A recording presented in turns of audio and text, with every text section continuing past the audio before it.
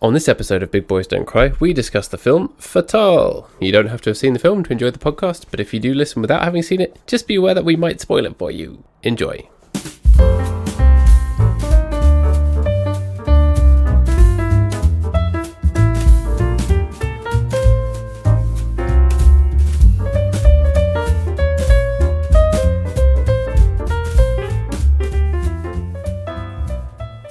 Oh, hi. Oh, hello there. Hi. I apologise for this lighting, which I realise makes me look like a sort of Old Testament prophet. I'm about to deliver some commandments or whatever. It's just very dark in here, and it makes my beard look bigger than it is. Yeah, you're backlit. It's quite intimidating. I'm sorry. But I've realised I haven't put on my side light, so I'm also quite dark today. Yeah. It suits my mood. So yeah, same. Because these are dark times, right?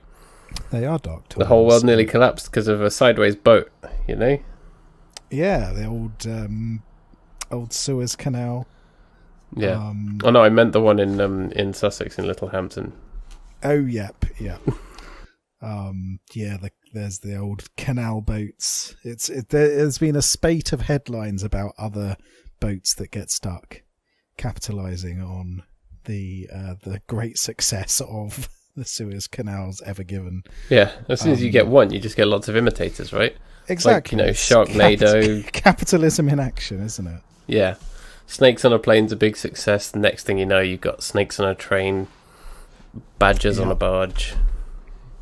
Foxes in a floating device. I don't know. A dirigible.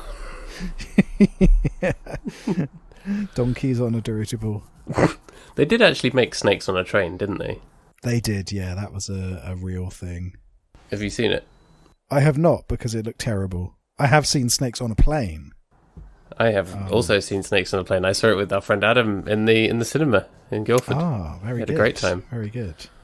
It's an enjoyable... Everyone cheered when Samuel L. Jackson said motherfucking snakes on the motherfucking plane. It's I saw it in the cinema as well, I think. It's an enjoyable movie. It's the only film I've seen in which a snake comes out from the toilet bowl and bites a man on the dick. Yeah, what more do you want from a movie called Snakes on a Plane than that? And I love the convoluted setup of that film as well, where someone's going into witness protection and they're going to go testify against a big drug dealer. The drug dealer then, to get them, rather than just putting a bomb on the plane or something like that, instead puts a load of snakes on the plane, sprays a load of Lays with snake hormones to drive them crazy. A Sex Panther for snakes. And then expects all of these incredibly horny, angry snakes to do the job for them. Oh, I forgot that it's about the snakes being horny. Yeah. You have a good memory for the setup of these kind of films. I remember this stuff. It's one of my great talents and great curses. Is I remember the trivial nonsense from awful films. Yeah, I think this is why we work. This is why this show is a good show, right? Exactly. You remember the details. I just come in with some nonsense commentary. You're the big picture man. I'm the small detail man. What they call a colour commentator in sports. Yeah, exactly. I talk about the colours. So what did you think of the colours of Fatale? Well, funnily enough, that was a point that I wrote down, which is that it was so dark. Did you find that? The colour palette? I was like, is there something wrong with the brightness? I've literally tried watching it on different devices to see if there was something wrong, because it was so dark and gloomy. It is a dour film, isn't it? That's exactly the right word. That's what I was going to say. It is so dour. Oh my God. It was a real slog. This movie is not good. It fits well for the podcast episode before a big episode to watch a piece of shit. I think it's bigging us up for episode 200. A small episode. Yeah, a small big episode. I don't want to overshadow the excellence of whatever we've got coming up next. But this is a movie. Don't you dare. This is a movie. Don't you dare overshadow Prince. I will never overshadow Prince. Even though it would be quite easy to do so, because he was kind of a short guy. I was going to say, unless I was literally next to Prince and standing next to him, it's the only time when I'd overshadow him. Yeah. But yeah, so this movie appeared on my Netflix like some kind of cursed object, just there one day, saying, "Hey, you want to watch Fatale?" Cursed knowledge. I know you. It's like the puzzle box from Hellraiser. Just this movie Fatale appeared. I've never seen Hellraiser. You have never seen Hellraiser? The poster's really iconic. It's got a man with lots of nails in his face on the poster. Yeah, the Cenobites they're called, aren't they, in Hellraiser? So, I don't know because I haven't seen it. So what's the function of the puzzle box? So basically, there's this puzzle box where if you work out how to open it, it opens up this additional dimension and brings in the Cenobites, which is pointy head, no lips, baldy, and angry. I don't know. They do have names. But that's not a description of one person. That's no, a person defined by each of those characteristics. Yeah, there's multiple. There's multiple ones. So the most iconic is Pinhead. Yeah. Who's the one who's on all the posters? He's the one with the big nails in his head, looking very angry. But then there's other ones as well, and other big spooky monsters too. And basically, yeah. So it opens up this thing, and it's like, hey, you want to do some weird S&M shit in hell, and we'll rip you apart, but you'll like it. And people generally go, no, but it happens to them anyway. Now that just sounds like the plot of a Goosebumps episode. Yeah, exactly. It's Goosebumps, but for adults. Horny Goosebumps. Horny Goosebumps, yeah. Goosebumps for adults. This very strange genre that I think we've just invented. Should we call it horror? I think that sounds like the right word, yeah. Or scarification, something like that. Yeah, yeah.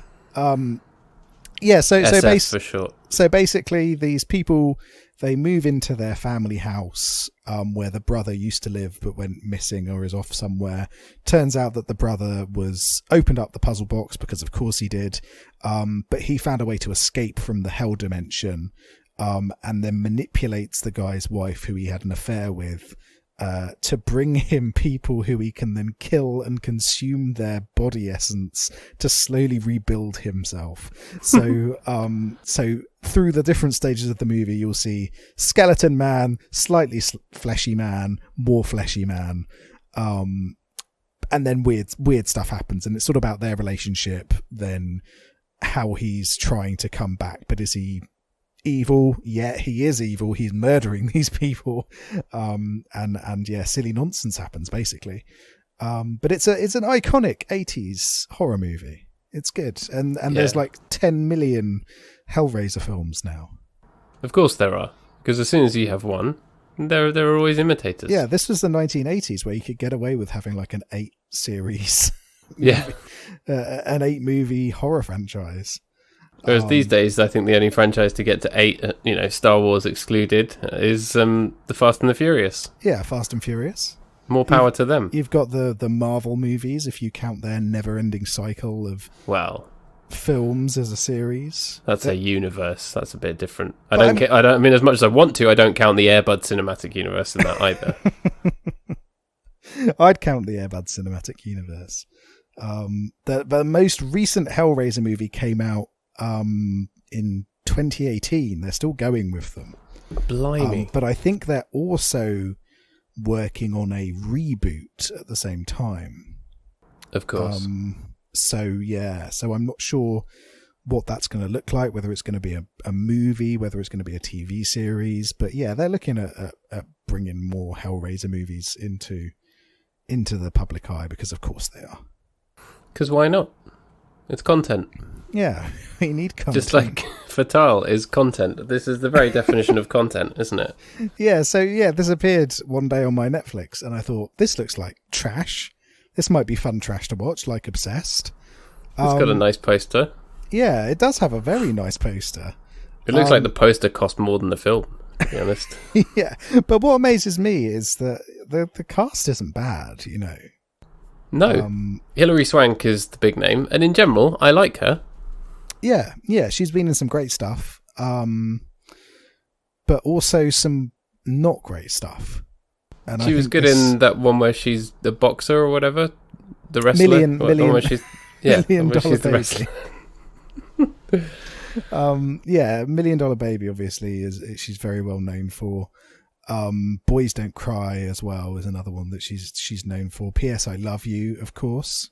New Year's Eve, obviously. New Year's Eve, of course. The Resident, which is a movie I adore. Have you ever seen The Resident? No, I've not seen that. What's that about? She moves into an apartment block in Brooklyn, and then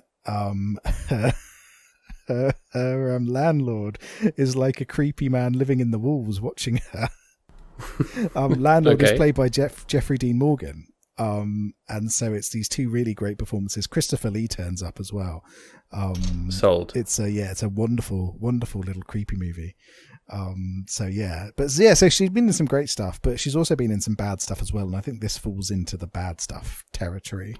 Yes, I'm afraid so. Unfortunately, but she's not the only name. You know, you've got Michael Ealy, who's the lead in this, and he's been in some good things over the years. But again, also some not good things. Like he was in the Jacob's Ladder remake, which apparently is terrible. He was in Too Fast, Too Furious. In Too Fast, Too Furious, yeah. Which is an underrated part of the Fast and Furious franchise, I'd say. A slapjack. Yeah, exactly. But yeah, so he's had an accomplished career. He's been in some good stuff. But yeah, this doesn't use their skills particularly well. It's quite bad. But you can see the sort of template of the sort of sexual thriller here. And I mentioned Obsessed. We watched Obsessed for a previous episode of the podcast. That was a shit piece. And that was a shit piece. It needed to go further. And I think if you splice this movie with Obsessed, I think you'd get something quite good, because this has the murder. This has the really creepy behavior. The Obsessed kind of became a little bit tame. And they were both written by the same guy. So they were both written by David really? Lowery. Yeah. I didn't make the connection. That's interesting. I thought you just sort of mentioned them in the same breath because of the content. Yeah, so they're very similar content-wise. He's done a few decent movies over the years as well. So he did Passenger 57, which is a great Wesley Snipes action movie. Also did Lakeview Terrace, a Samuel L. Jackson film. And he did that goofy version of the Three Musketeers. Yep, the 90s Three Musketeers movie as well. Yeah, gotta love it. So there's been some good stuff out of him, and there's been some good stuff out of the people who behind it. You know, director Dion Taylor as well. I'm not particularly familiar with his work, but he's had a strong career. He's working consistently. He's done Snoop Dogg videos. So what more can you ask? That's very cool. But it just doesn't work, does it? And I think part of it is, as you mentioned, it's a very dour film. It's a very grim movie. But it also lacks the nonsense factor that these films really need to have, doesn't it? It's very matter of fact about its bizarre content, I suppose. That's the right word to describe it, yeah. With Obsessed, what made that film sort of fun to watch was all the like really over the top sort of bitch get away from my man content, and there wasn't really much of that in this film, was there? No.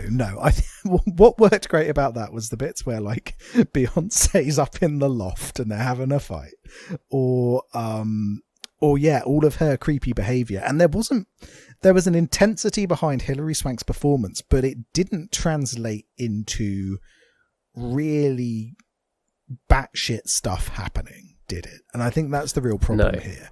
I think she was doing her very best with what she'd been given. Yeah. But it's I don't want to say it's a realistic movie, because it's not at all, but you know what I mean when I say that there's this realism behind it. So it is sort of like, I murdered your wife and her boyfriend. Yeah. You're going to go murder someone for me now. And then a lot of their conversations are just that, like over and over, them just telling each other what's going to happen. Yeah. It's really heavy on the plot telling. Yeah. So and what disappoints me is that it started off quite well. In that you meet Hilary Swank, Hilary Swank playing Detective Val, and then you've got Sexy Woman in Vegas, who is also a detective in Los Angeles, who injured her daughter by being negligent with a gun or something and was not struck off as a cop. So what the hell? I mean, we're talking about police unions in America here. She could have accidentally killed her daughter or deliberately killed her daughter and probably not have lost her job as a detective. That's true, actually, yeah. So that's another point of realism in this movie's favour. But yeah, so they meet in Vegas. He's gone off for a mate's stag do or something, isn't it? Yeah. He's clearly having problems with his wife. His wife is working late. He used to work late, but now he's like a house husband and he can't handle the switch. Even though he's doing that, but we're also supposed to believe he's running a really successful sports marketing agency. Yeah. He That's another one of those aspirational things you get in these films, isn't it? Like, what can a rich guy do that's not just lawyering or being like a nice office man like Idris Elba in the other one where there was some goofy stuff in the office? Sports, yeah, exactly. The men like the sports, and then they can mention the names of lots of sports players. And this has the kind of performative richness that movies like 50 Shades of Grey have. There's lots of shots of look at my swimming pool, look at my amazing house, look at my car. Yeah, but you can't even tell that it's amazing because it's so fucking dark. Well, yes, yeah. But that's kind of what it's going for. It's like, this guy's got a great life. He's got a wife who is conventionally attractive, but he doesn't feel fulfilled and she's cold to him. So what does he do on a stag do? She has a career. Yeah, what does she do on a stag do? And to be fair, she is cheating on him. So with his business partner. So not cool. But what does he do? He goes off to Vegas, goes on a stag do, and he sleeps with Detective Val, played by Hilary Swank. And I think that moment when he wakes up next to her and then he tries to sneak out, that's a moment that really works in this film because she's like, oh, I put your phone in the safe in case you tried to get away from me. And you're thinking, oh, alarm bells. This could be good if this escalates from here. That is honestly the highest point of the film, isn't it? Yeah. That's the best. Yeah. At that point, I was thinking, okay, I'm interested in this. I'm thrilled. I'm a little bit thrilled. I'm whelmed. Yeah, and I was thinking, you know what? This is a good starting point. She's going to play it off as a joke. It's going to go away, and then, they're going to meet back up again, and for some reason, and then it's going to escalate further and further and further. And so, yeah, and what also works about that is that unlike Obsessed, where you feel really sorry for Beyonce and you really feel sorry for Idris Elba, you don't feel sorry for Derek Tyler because he's a dickhead. Yeah. At this point, he doesn't know his wife's cheating on him. He's just cheats boring on his wife and then feels sad about it. And he spends a lot of the movie feeling sad about stuff. Yeah. But he's passive as well, isn't he? That's the whole thing about this that you have to look at with your protagonist that you learn in writing school, like we learned. Your protagonist has to be active. They have to be doing things. It just feels like everything in this film happens to him. Even when he sleeps with someone and cheats on his wife, even when he literally murders someone, it feels like he's doing it passively, doesn't it? Yeah. There's no agency behind him at any point in this movie, and I think that's the real problem here. But yes, he sleeps. Wasn't Idris Elba's character called Derek as well in Obsessed? Possibly, maybe. They're always called Derek. Yes, Derek Charles. Maybe it's the writer's MO. Let's have a look at David Lowery's movies. Maybe every male character is called Derek in his films. I bet he loves that shit show Derek by Ricky Gervais. I'm Derek. This is not ableist at all. No. Probably the worst sitcom ever made, and I'm happy to say that even though I've never seen it because I will never watch it. I've never seen it because Ricky Gervais isn't funny. Why the fuck would I waste time watching a show where the lead actor is just so unbelievably unfunny? Come at me, Ricky Gervais. Yep. Oh, were you not down with The Office? I've got a controversial opinion. American Office is far superior to the British Office. That I would agree with, but it took them, 5 or 6 seasons to get to that point. So it's not necessarily a fair comparison, but overall, there's a depth and a breadth to the US Office that you don't get with the Office UK, but I do still think it's great. Yeah, Office UK is fine in my books. I like the American Office more than the British one from the word go. And I know I'm one of those rare people that thinks that. It's got a major goof factor, hasn't it? Yeah, exactly. And I appreciate that. I'm not one of these people that thinks, comedies have to be funny and slapstick all the time as well. I'm not a big fan of slapstick stuff, but I don't know what you mean. The other day I sent you a picture of a guy tripping on a banana skin, tripping on a banana skin, and you texted back, lol. Are you saying you didn't mean it? I'm afraid that I did not mean that. But I like my comedies to have depth, and I feel as though Office UK doesn't have depth. It just has, here's a slice of life with characters who are believable and are assholes. And that's as far as it goes. I don't feel like it's got the depth. I don't feel like you get any progression. I don't feel like there's actually much under the surface beyond the facade and the flashy gimmick of it being a realistic show. And so for me, fuck the Office UK. I'd much rather watch Office USA any day of the week. If you're going to watch a good British comedy, I'm going to go watch Garth Marenghi. Yeah, they're not saying that there aren't lots of better British comedies out there, but it's just interesting that it exists as to prove the point that Ricky Gervais was actually funny once before he became a bloated oaf. So what you're saying is that Ricky Gervais had one good show 2 decades ago. Yeah. His first show. And that doesn't mean he's relevant now. Ever since then, the only reason he's relevant now is because every so often he talks about animals being in captivity on Twitter and then calls out someone by name searching himself. And then says something about Winston Churchill and cancel culture and whatever, yeah. I'm really left-wing, but I'm going to take the side of right-wing people in any free speech debate ever because I'm really left-wing and it's all the fault of these woke Hollywood people. Unlike me, I'm not a woke Hollywood person. I just live in Hollywood. He also fucks bulldogs. And if he wants to come after me, he'll be infringing my free speech. Yeah, come on, Richard Gervais. If you believe in free speech, you should believe in our ability to say, you're not very funny. Yeah, now go away. I don't But I've been hearing good things about Afterlife, which is his recent show. I don't give a fuck. He's not funny, and he's got an annoying face. He could write the fucking greatest... most powerful, most important comedic work of all time, and I'd watch it and think, but he's a bit of a dick, isn't he?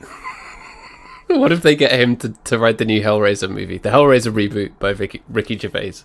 I mean, I would enjoy it if he was a method actor and actually got himself ripped apart by demons as part of the writing process. Otherwise, I'm okay, Richard. Let's actually do that. Let's get him ripped apart by demons. Yeah. I know a guy. I got my demon guy. I'll get my puzzle box. Yeah. Richard Gervais, not funny. That's our hot take of this episode. He's an unfunny hack. Yep. To quote Richard Gervais, if he gets angry whenever anyone criticises him, you're hard. Yeah. Get it? I made an Office joke. That's that meme. I'm funny like Richard Gervais. You calling him Richard is funnier than anything he's ever done. If I ever end up, God forbid I get into a Twitter fight with Richard Gervais, but if I ever do, I'm just going to call him Richard Gervais. That's it. That's your only riposte. It reminds me, there's that fantastic Lee Hurst, fellow unfunny British comedian. He is the unfunniest man on the entire planet. Someone was roasting him on Twitter, and he came back saying like, I'm going to send this to my lawyers. Anything else you'd like to add? And the person responded, "You are bald." Yes, I remember that. It's just perfect. Absolutely perfect. That is so good. Honestly, social media is really bad, but I'm really glad it exists just for those kind of moments. And that's what I miss about social media, is moments like that, where those are few and far between now. Everyone's so serious and angry and political on social media, whereas before people used to be stupid and angry and political instead. And I miss that. Bring back the goof. That's what I say. Yeah, genuinely, the only things that I go on Twitter occasionally just to post stuff, to shout into the void about my writing about baseball and stuff. But I sometimes look on my phone at Drill's timeline in a browser window, not on the app. Oh, that's good. Still good Twitter. You should set that as your homepage. Yeah. And if you open up a new browser, it's Drill. Open up a new browser, piss is the main threat. Exactly. This is most iconic tweet of the moment. So, anyway, right. How do we get onto this? I can't remember. We're talking about unentertaining slogs. The name Derek, which all guys in these films are always called Derek. Yes, yeah. It's supposed to be like a nice guy name. But he's instantly dislikable because he cheats on his wife, and then he's really mopey and miserable. Someone breaks into their house and then tries to kill him or beat him up or something. And it turns out which is never explained, is it? It's literally just like a random one-off burglary. Yeah, and what I thought going into that scene was I'd seen the trailer, so I knew that Hilary Swank turned up and was the detective on their case. And what I thought was going to happen was I thought that the movie was going to be doing a double, triple switch. So she turn up and it would be really hostile and you think, uh-oh, she's going to get all stalkery. Then I thought that it was going to go down the route of, actually, your wife hired this person to break into your apartment to try and kill you. And I thought that was going to be the thing. And actually, she was going to be a misunderstood cop who then redeemed herself through this act. But it doesn't do that at all. No. It's really straight and to the point. So it turns out that, yes, so she's investigating it. Investigating the break-in. You wonder, who's done the break-in? Did she do the break-in? Did she hire someone to do it so that she could pull her elaborate web together?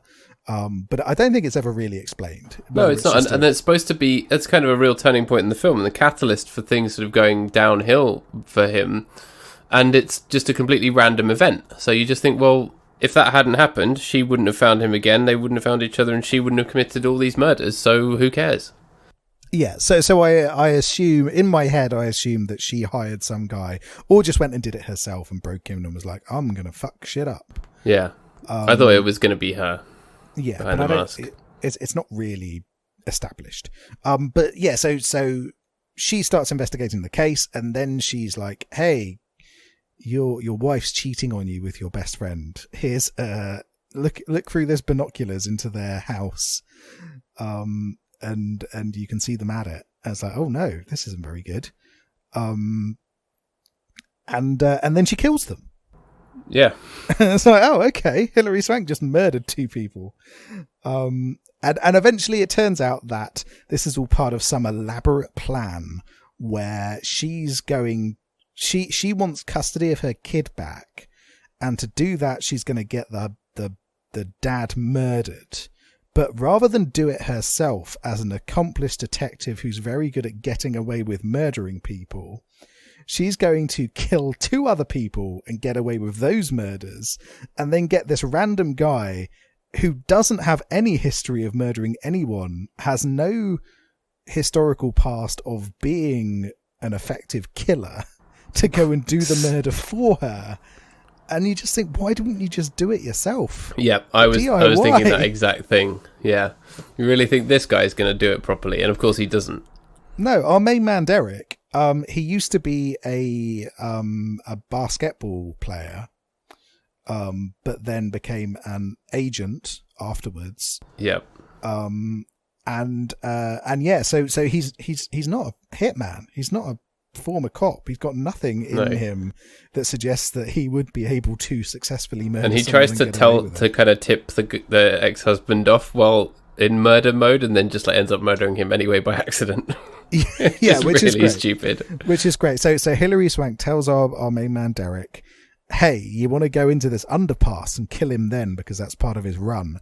So he goes there, and then he says, dude, your ex-wife is planning to kill you. She's asked me to kill you. Let's work something out.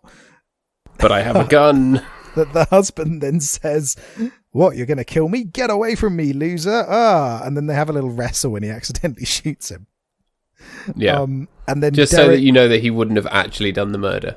Yeah, and then Derek looks just as sad and worried and depressed as he does for the rest of the movie, and sort of shuffles off out of the tunnel. Yeah. But yeah, it's full of those kind of implausible moments, isn't it? Where it's like, why would she not, hire someone to do it who knows how to kill people? Why would she not do it herself? Yeah. What kind of she knows his route. She knows where to hide the gun. Yeah. Yeah, what kind of strange course of action led her to getting Derek to do this for her, in terms of this clearly wasn't planned out when she was in Vegas, because she'd have no way of knowing the route that this fella was taking. Yeah. And also then, it ends up not mattering that they slept together in Vegas, does it? And that's supposed to be the kind of the thing that they're selling it on, is like, oh, a one night stand on a stag party gone wrong. And it's like, actually, it ends up not really mattering at all. No, what could have happened is there could have been a break-in. The starting point could have been the break-in.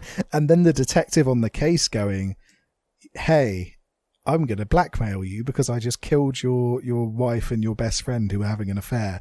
You've got to kill someone for me. There's no need to have the initial affair, apart from for the horn section of this movie. They're trying to sell it as a horny film, but it's not really very horny, is it? They have sex in Vegas, and then there's one more sex scene just to kind of tick that box, isn't there? Yeah, so there's a couple of very powerful horn moments. So you've got the sex in Vegas, then you've got he has sex with his wife before she dies. Oh yeah, as well. That's right. And then Hilary Swank and Derek get the horn on again, but for in a movie the kitchen like this, of her really hipster industrial apartment, that appears to be in a shipping container on the Suez Canal. Yeah, it's amazing, because that's where police detectives live. Everyone knows that. Crooked cops always live in a rusty house. Sounds like Confucius. That. Crooked cops always live in a rusty house. Yeah, it's excellent. You had to drop some knowledge bombs. But yeah, and then they have sex there in a very awkward position, in a very uncomfortable place. Yeah. And you can just see the side of her bum and not much else. Yeah, and there's that really awkward scene where she pulls up her leggings afterwards. It's just that's the kind of thing you don't show from sex. You don't show the awkward shuffle as you pull up your trousers. But this movie does a really unsexy sex scene. Yeah, it really is. It's up there as there's a lot of unsexy sex scenes in movies, but I think that's the worst, most recent one I've seen. It makes The Room look extremely erotic.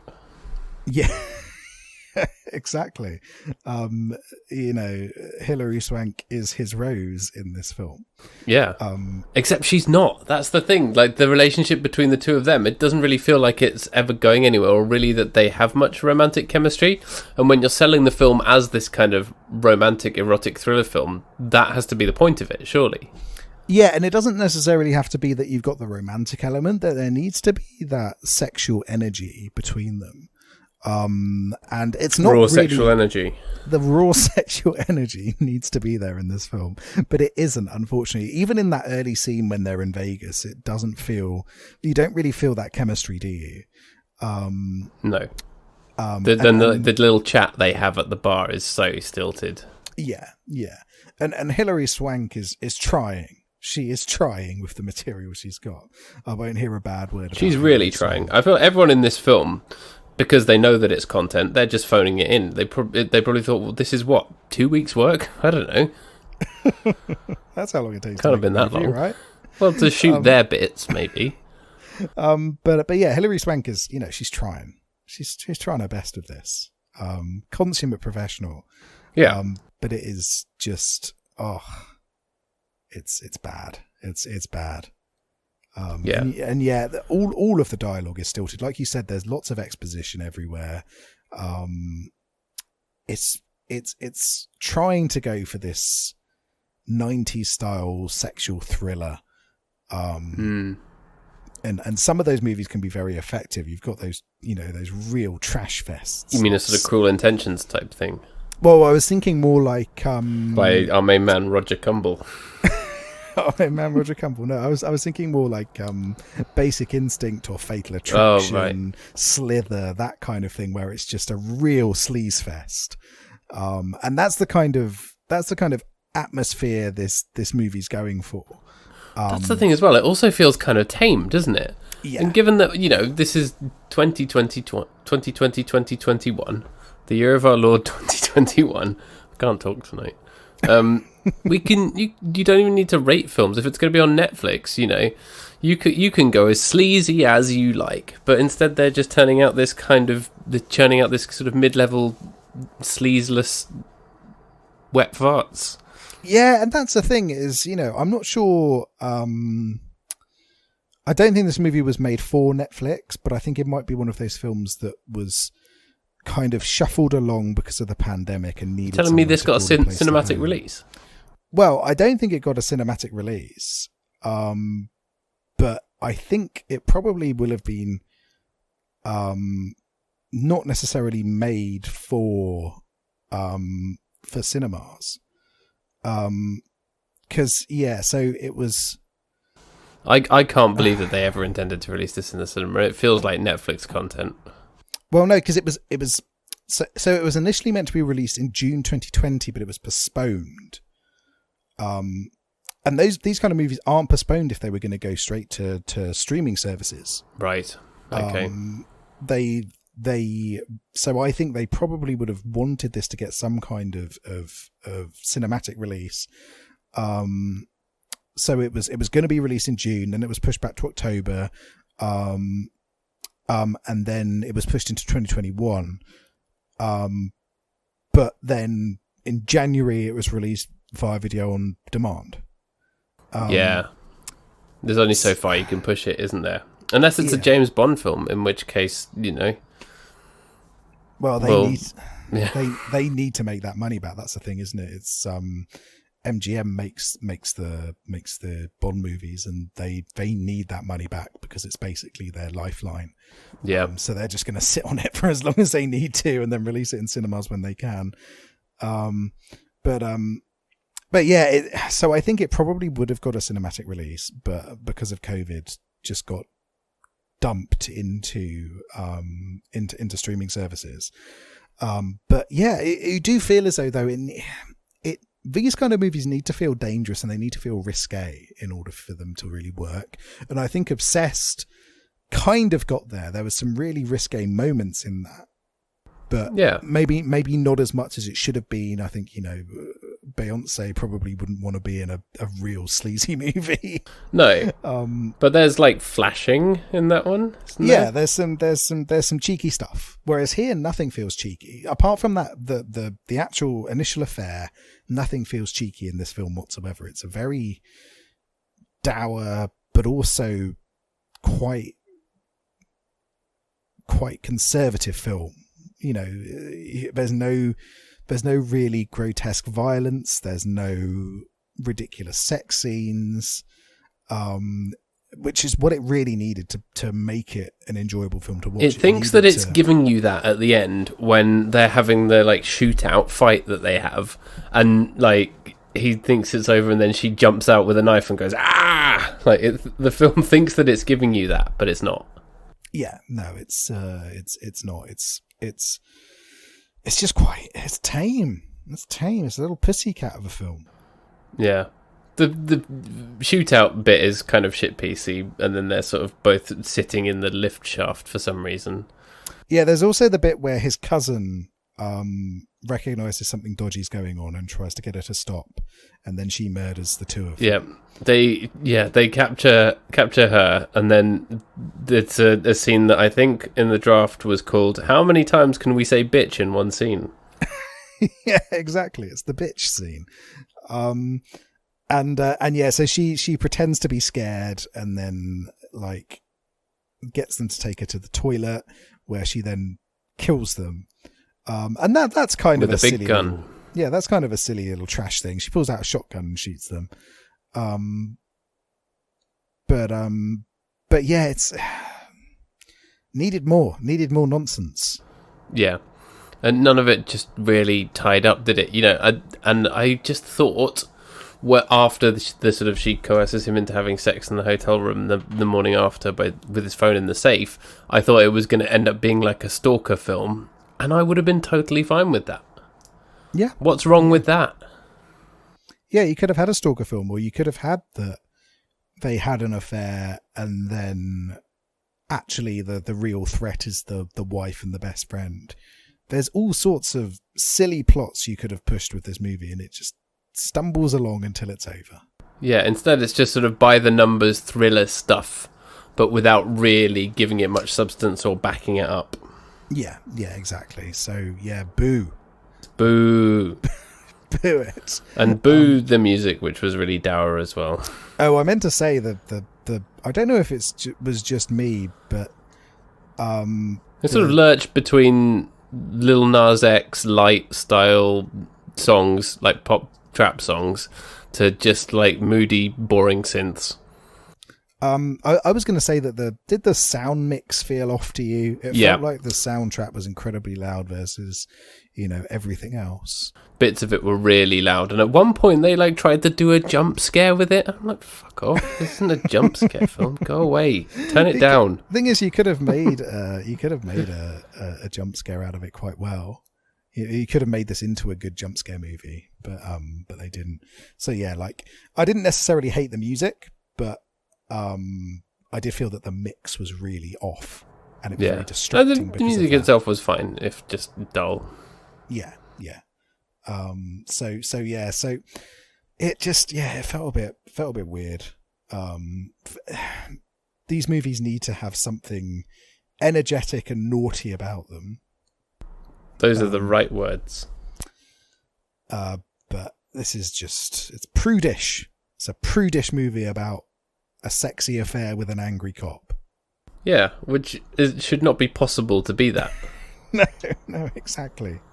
But it is. It even like brings out his mum to do a like mini emotional mum speech for no reason either. That's a very conservative move, isn't it?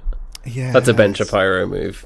Yeah, because emotional dad speech, obviously, we're a big fan of on this podcast, but emotional mum speech, I don't know. That feels GOP to me. Yep. That might be a bit mean, but it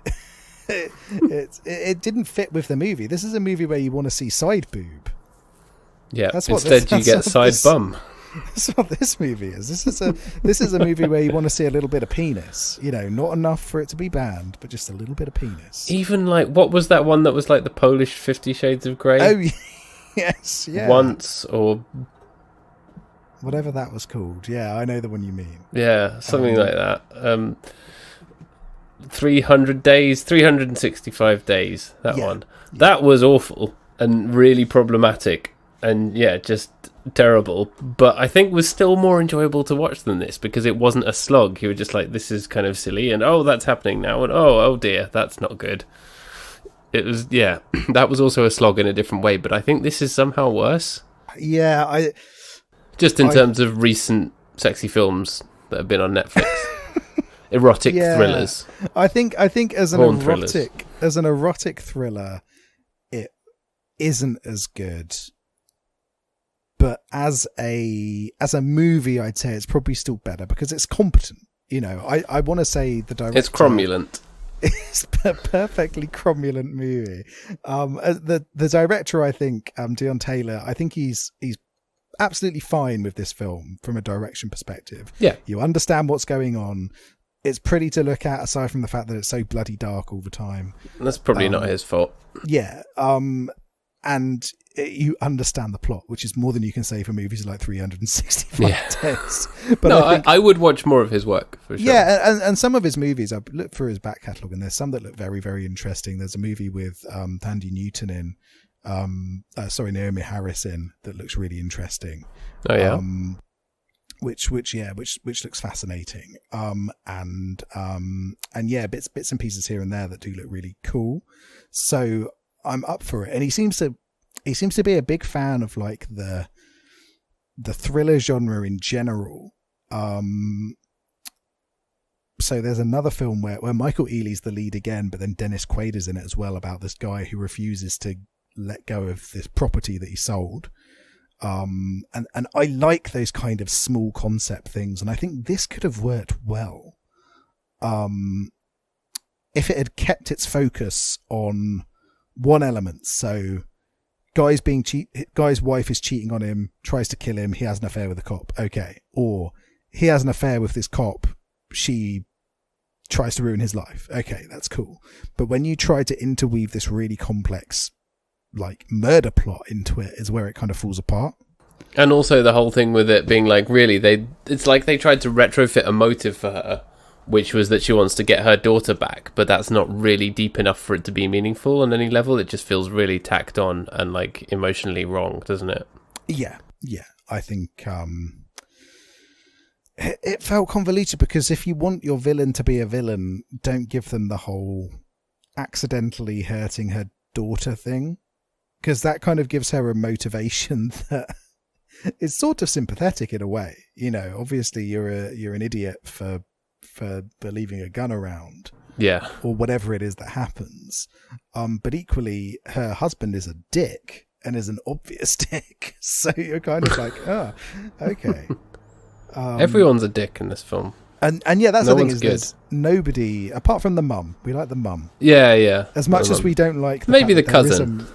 Yeah, maybe the cousin as well, actually. But as much as we don't want the emotional mum speech in this movie, I think the mum is a great little character. And yeah, the cousin's fine too. But it's just a lot of unlikable people doing horrible things. Yeah, not good. So I just heard that Deon Taylor's upcoming film is called All-Star Weekend. This looks interesting. Sports comedy drama film. Oh no, directed by Jamie Foxx. Okay. But Deon Taylor's producing. Okay. Oh, cool. The film stars Jamie Foxx and Jeremy Piven as two basketball fanatics who go on some kind of road trip and have fun.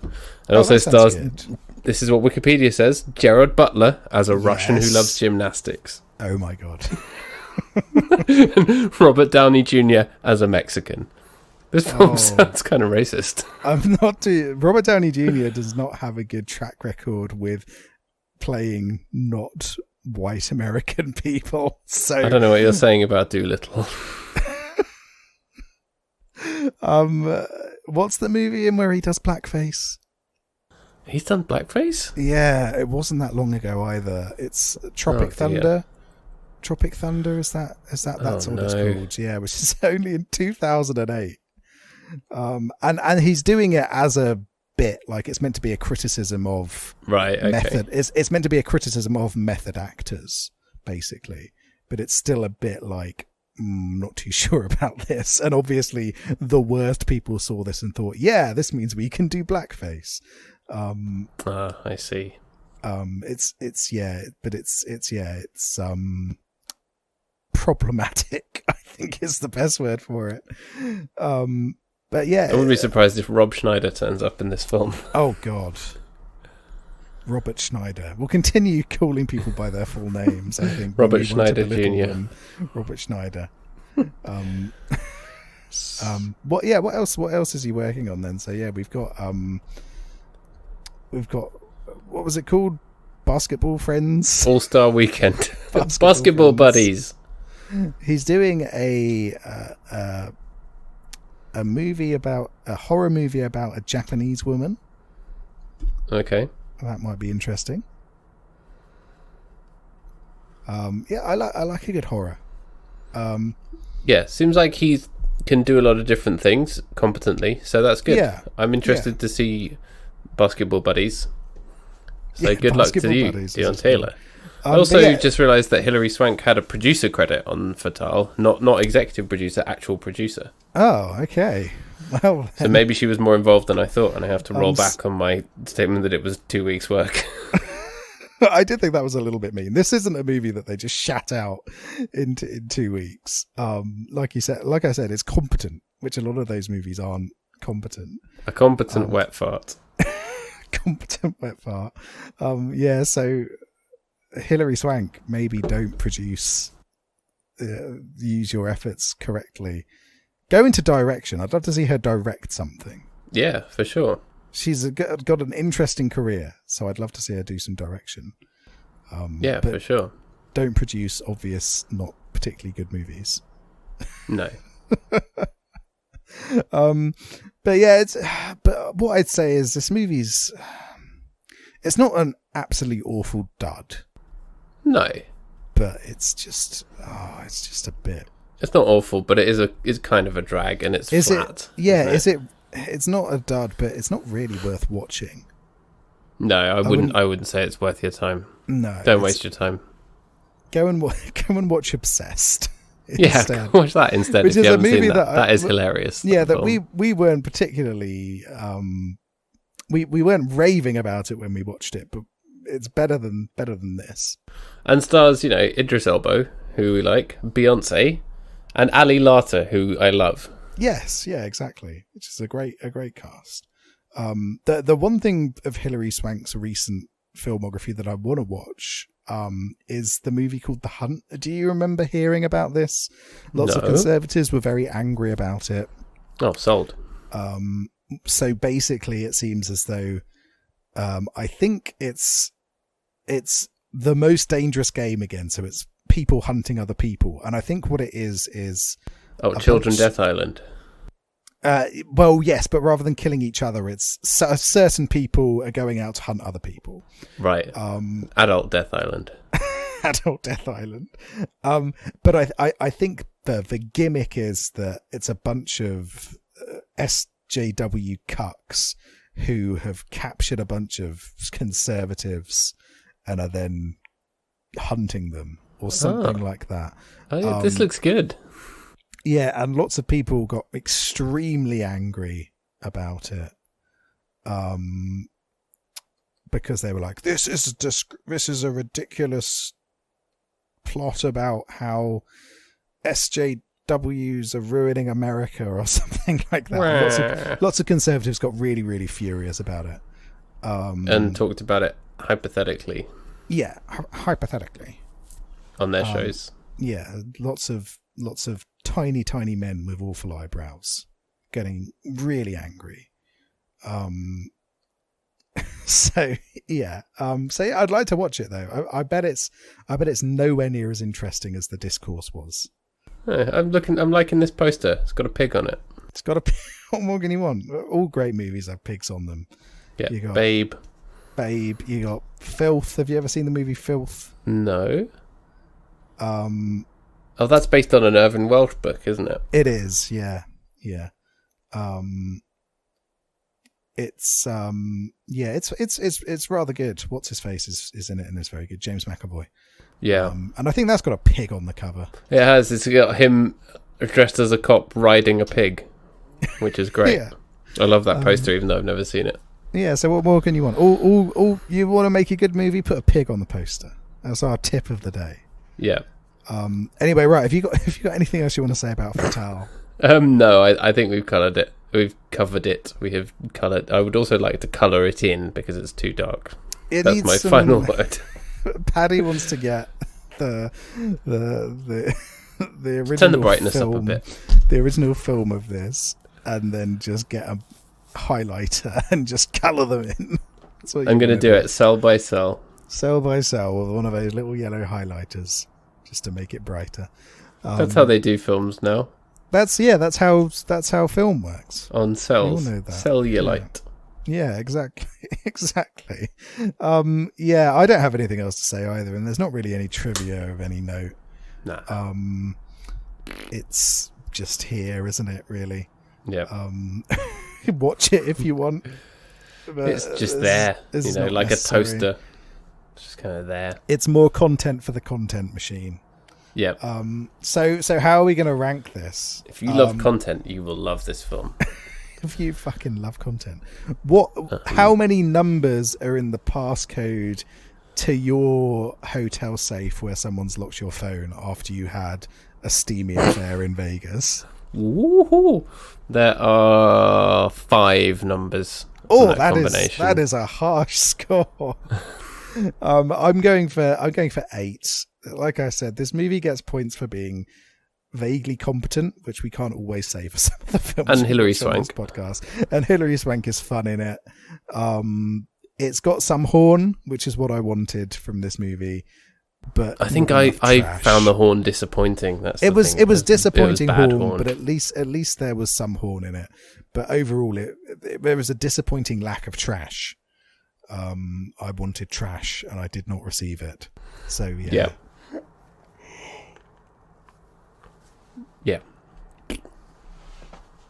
So what have we got next then? We've got a big episode. We have episode 200. I can't believe that we're here. It's really, truly amazing, if we may take a minute for that. It is fantastic. Obviously, we've marked milestones with films starring Prince in the past, and I see no reason to deviate from that path. Now, what I wanted to do was 3 Chains O' Gold, which is Prince's kind of direct-to-video movie thing that he made. It's like a companion to the Love Symbol album, and it's kind of like an extended music video, and apparently it's absolutely awful. But I can't find it anywhere. I might have to look on the dark web, but it's really, really hard to get hold of, and there's probably a reason. Because it was released on VHS, and I don't think anyone ever digitized it through the proper channels. So it's really hard to get hold of. So instead, we're going to be doing Graffiti Bridge, which is the official sequel to Purple Rain. Ah, very good. Very good. I have never seen it. Me neither. I am excited to see it. I'm surprised you've never seen it. You're a big old... I do love Prince, but I was saving it. I was saving it for this moment, specifically. Ah. Excellent. Well, I am very excited for this movie that has a rating of 4.5 out of 10 on IMDb. Wait, while we're here, what's the rating for Under the Cherry Moon? Just to give us a okay. Give us a benchmark, which was episode 100. Under the Cherry Moon, I reckon is going to be around 5.1. Let me I cannot believe it's been 100 episodes since we talked about Under the Cherry Moon, a film in which Prince's friend says, "I'm a werewolf, bitch, kiss my ass." Oh my god, Wait. Guess what the score is of Under the Cherry Moon? 6.9. It is 5.1. I was bang on the money. You were right. I am the king of arbitrary, useless You know these things. I want to find 3 Chains of Gold for you. If you can find it, maybe we'll talk about it as an extra. We'll cover both. Because it seems like it might not be substantial enough for a whole episode. No, I imagine it probably won't, but maybe we can do a big Prince special if I can find it. But yeah, Graffiti Bridge. Yeah. I recognise the poster. I do not know this movie at all, but I'm excited to watch it and enjoy whatever trash comes my way. Me too. Prince. If we're talking about trash, at least it's Prince's trash. Yeah, exactly. You could rifle through Prince's trash all day and find interesting things. I would love to do that. Wish that was my job. Get a time machine, go back, go through Prince's trash. Yeah, I'd do that. All right. Well, thanks a lot for tuning in. We really hope you enjoyed it. If you watched Fatale, sorry, but hopefully you enjoyed our analysis of it. Don't watch that. Watch something else. That's all I have to say. You can find us on Twitter at Big Boys Don't Pod. You can listen to us. You can email us, not listen to us. You're listening to us right now. You can email us at bigboysdon'tcrypodcast@gmail.com. And we will be back next week to talk about Graffiti Bridge in our 200th episode. Oh my god, 200. You did that like the Troll 2 moment. I did. Oh my god. We're watching Prince, and he's going to watch us too. Oh my god. All right. Alrighty. Have a good Easter, all you people. Enjoy your eggs. Happy Easter. Eat some eggs, both chocolate and normal. Yep. Because normal ones will make you big and strong. Yes, and chocolate ones will make you happy. Yep. Big, strong, and happy. That's how we like you.